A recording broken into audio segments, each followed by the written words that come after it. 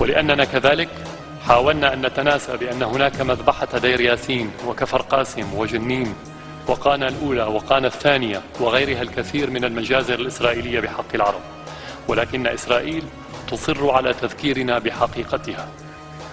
وبما أننا أصحاب ذاكرة غنية لأننا أهل التاريخ ومالكو الأرض، فسنعدهم بأننا سنبقى نتذكر.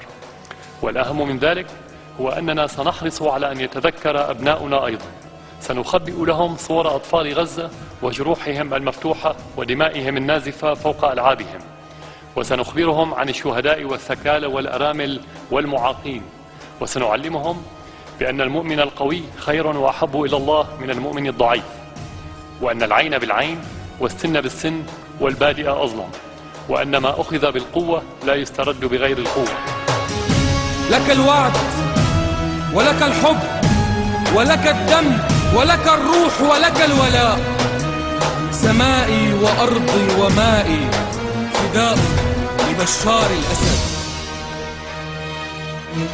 ما بتكفي أيام السنين لنقول منحبك، أوسع من أطراف الدنيا حدود السماء قلبك.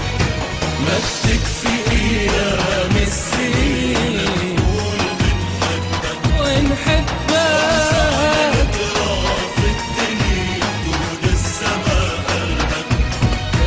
ومن حبك كتبنا اسمك على عالمنا، ومن حبك كتبنا اسمك على عالمنا. ولو ينطق تراب البلد بيقول بشار الأسد، لو ينطق تراب البلد بيقول بشار الأسد.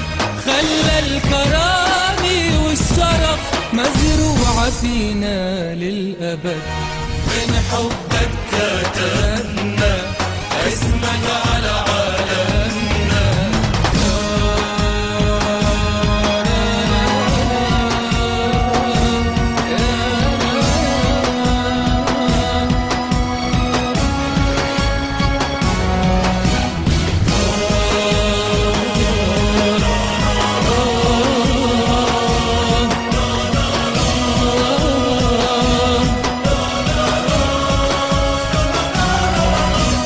حبك نخوي وحبك عرض، حبك مثل حب الأرض.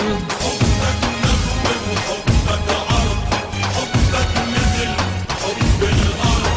مثل الدفا بقلوبنا، مثل الشمس عدروبنا. مثل الدفا بقلوبنا، مثل الشمس عدروبنا. ومن حبك كتبنا اسمك على عالمنا. من حبك كتبنا اسمك على عالمنا.